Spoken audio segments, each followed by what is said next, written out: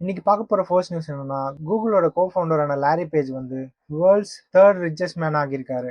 அவர் வந்து பாத்தீங்கன்னா Jeff பெசாஸை replace பண்ணியிருக்காரு. இந்த வெல்த் கெயின் எப்படி வந்ததுன்னு பாத்தீங்கன்னா, கூகுள் வந்து ரீசெண்டா ஜெமினி 3 ஏஐ மாடல் வந்து ரிலீஸ் பண்ணியிருந்தாங்க.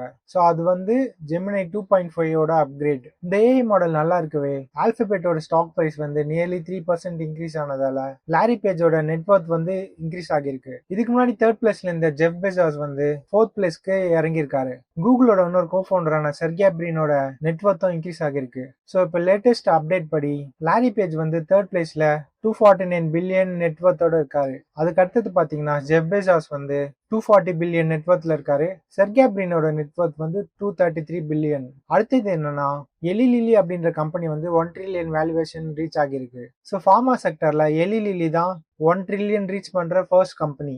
எலி லிலி பாத்தீங்கன்னா இந்த வருஷத்துல நியர்லி 35% இன்க்ரீஸ் ஆகிருக்கு. இதோட பிரைமரி ரீசன் வந்து அவங்களோட வெயிட் லாஸ் ட்ரக்கோட சேல்ஸ் வந்து நல்லா இருந்திருக்கு. அவங்களோட காம்படிட்டரான நோவோ நார்டிஸ்கை விட அவங்க நல்லாவே பெட்டரா பெர்ஃபார்ம் பண்ணிட்டு இருக்காங்க. ஒன் ஆன் ஒன் கம்பேரிசன் பார்க்கும்போது எலி லிலியோட ஜெப்பவுண்ட் வந்து நோவோ நார்டிஸ்கோட வீகோவை விட நல்லாவே பெர்ஃபார்ம் பண்ணிருக்கு. ஸோ இதை எடுத்துக்கிட்ட பேஷண்ட்ஸ் வந்து ஜெப்போன்னால அவங்களுக்கு வந்து வெயிட் லாஸ் ரிசல்ட்ஸ் வந்து நல்லா இருக்கிறதா சொல்லியிருக்காங்க. எலி லிலி வந்து obesity bill, hyper tension and sleep apnoea இதுல எல்லாம் இன்னும் எக்ஸ்பெரிமெண்ட் பண்ணி புது ட்ரக்ஸ் வந்து கொண்டு வர போறாங்க. அடுத்தது வந்து பாத்தீங்கன்னா நாட்கோ ஃபார்மாவோட சென்னை பிளான்ட்ல வந்து யூஎஸ்எஃப்டிஏ வந்து இன்ஸ்பெக்ஷன் பண்ணி ஃபார்ம் 483ல 7 கீ அப்சர்வேஷன்ஸ் வந்து கொடுத்துருக்காங்க. இந்த இன்ஸ்பெக்ஷன் வந்து நவம்பர் 17ல இருந்து 21 வரைக்கும் நடந்திருக்கு. இந்த ஃபார்ம் 483 வந்து இன்ஸ்பெக்ஷன் நடந்து முடிஞ்ச அப்புறம் யூஎஸ்எஃப்டிஏ வந்து அந்த இன்ஸ்பெக்ட் பண்ற கம்பெனிக்கு வந்து கொடுப்பாங்க.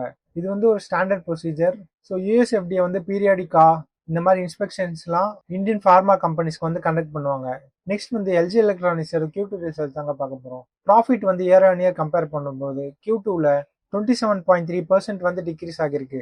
லாஸ்ட் இயர் Q2ல பாத்தீங்கன்னா 536 crores ப்ராஃபிட் பண்ண எல்ஜி எலக்ட்ரானிக்ஸ் வந்து இந்த இயர் ஜூலை டு செப்டம்பர் குவார்டர்ல வந்து 389 crores ப்ராஃபிட் பண்ணிருக்காங்க.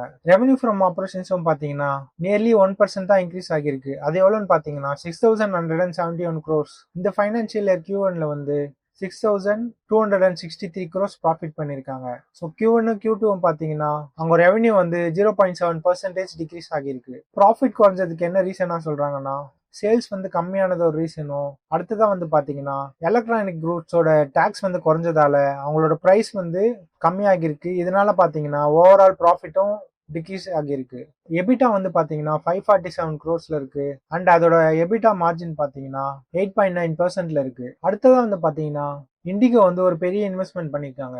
அவங்களோட சப்சிடரியான இன்டர்குளோப் ஏவியேஷன் ஃபைனான்சியல் சர்வீசஸ்க்கு வந்து நியர்லி 7270 crores வந்து இன்வெஸ்ட் பண்றதுக்கு அப்ரூவல் கொடுத்திருக்காங்க.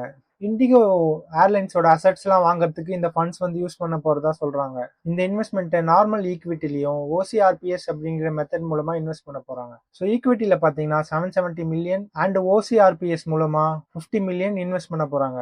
ஸோ இந்த இன்ஃபர்மேஷன்லாம் உங்களுக்கு யூஸ்ஃபுல்லா இருக்கும்னு நினைக்கிறேன். ஸோ இந்த வீடியோ பிடிச்சிருந்ததுனா லைக் பண்ணிடுங்க. யாருக்கெல்லாம் இந்த வீடியோ யூஸ்ஃபுல்லா இருக்கும்னு நினைக்கிறீங்களோ அவங்களுக்குலாம் ஷேர் பண்ணிடுங்க. அப்புறம் மறக்காம சேனலுக்கு வந்து சப்ஸ்கிரைப் பண்ணிடுங்க.